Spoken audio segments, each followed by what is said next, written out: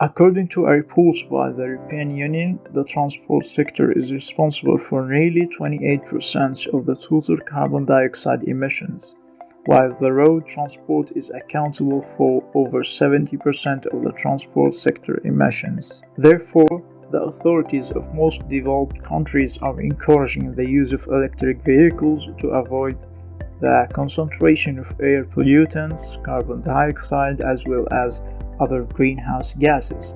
And in recent years, sales of low or zero emission vehicles have increased.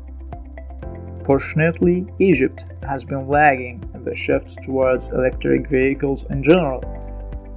There are three main challenges hindering the growth of Egyptian electric vehicles market. So the problem has become, how can we help the electric vehicle market to grow in Egypt? According to an online questionnaire we've made, we have concluded the following main problems. Piling up the electric vehicles on a single charging point due to unauthorized arrival at different stations. Arriving at an inappropriate charger may also occur. Running out of charge before reaching the next charging point would also be a problem. Our solution is to offer a complete self-service IoT system with the help of smartphone. Also, optimization methods are employed in order to locate the station at optimum location to get the best performance out of the system. Since the stations are EV standalone station, the main components would be batteries, photovoltaic cells, and electric vehicle chargers. Data is being sent from the station side and the user side to the Firebase database. By using the data being collected and analyzed by the IoT system, the users are distributed to achieve minimum waiting time and optimum operating condition. Also, the users are directed to the appropriate chargers and the optimum stations are suggested to the user as well. Now we will talk about the system with more details. The IoT system. The main function of the IoT system is the collection, analysis, and displaying of data collected. The devices used at the station side will be generally voltage, currents, and temperature sensors. And at the user side, the data is collected from the user's vehicle using an OED device, which is then connected to the user's smartphone via Bluetooth. The wireless sensor network used for this system would be the Zigbee technology, as it provides low-cost, low-power mesh network communication, which ensures the reliability of the data transferring between different sensors and the IoT gateway. The IoT gateway can be either a GSM module, case of the stations, desert highways, or a Wi-Fi module in the case of urban stations. For the purpose of cloud data storage and analysis, Google Firebase is used as it is strongly supported by Flutter, which the programming language by which the app is written. The mobile application will be the interface between the user and the stations.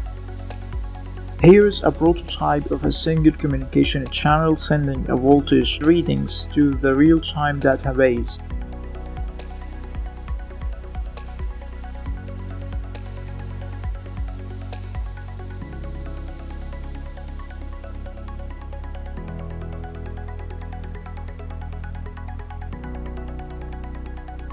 The mobile application.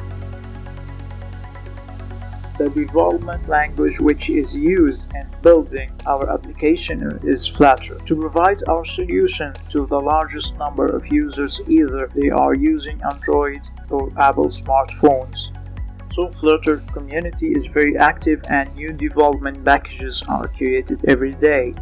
This made Flutter a development language that supports many other applications such as Google Firebase Cloud Platform, which is used as a cloud server in this project.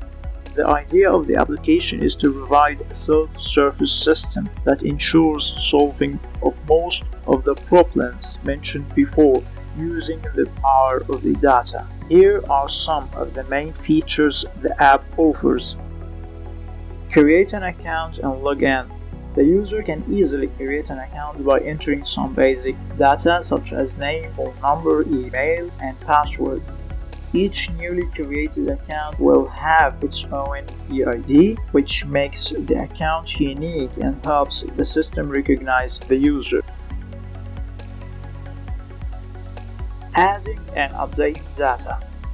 For adding data, the user can pick his car model from a list containing all the electric vehicle models, give it a nickname, and select the charger type he is using. Also, data can be easily edited and deleted if wanted.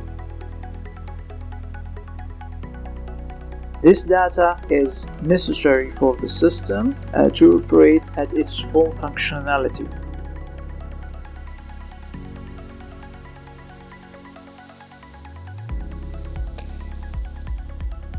Searching for nearby stations.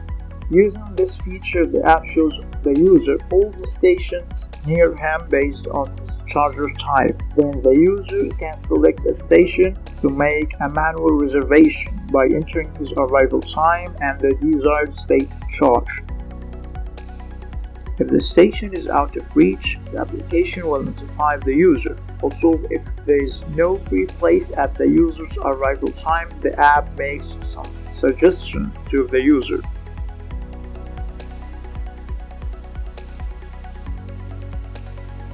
Making a smart trip. This is the main feature of the app. The user only has to do is to select his destination and the app will do the rest. It compares all the stations on the user's route and makes a reservation at the most suitable station from the user's and the system's point of view.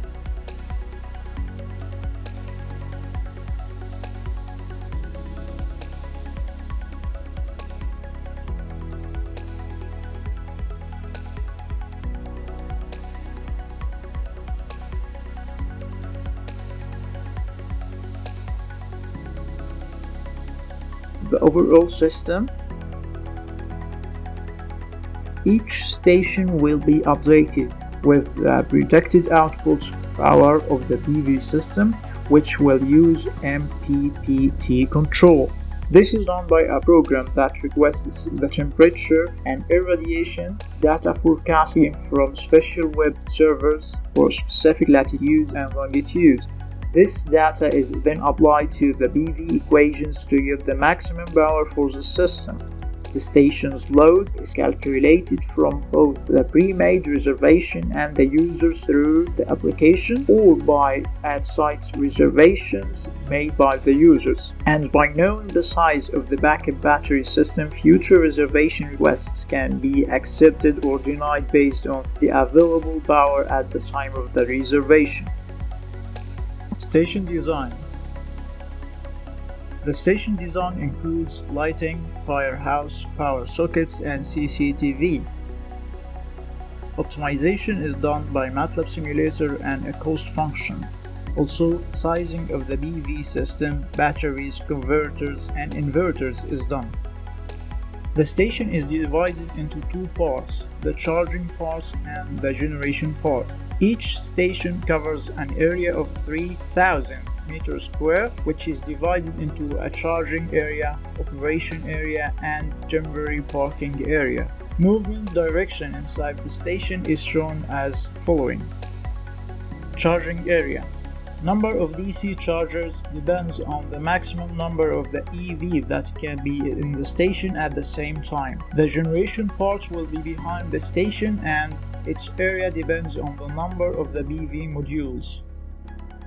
For optimization, the data is collected from TomTom software and a cost function is made. The distribution of stations places along the route is done by MATLAB simulator.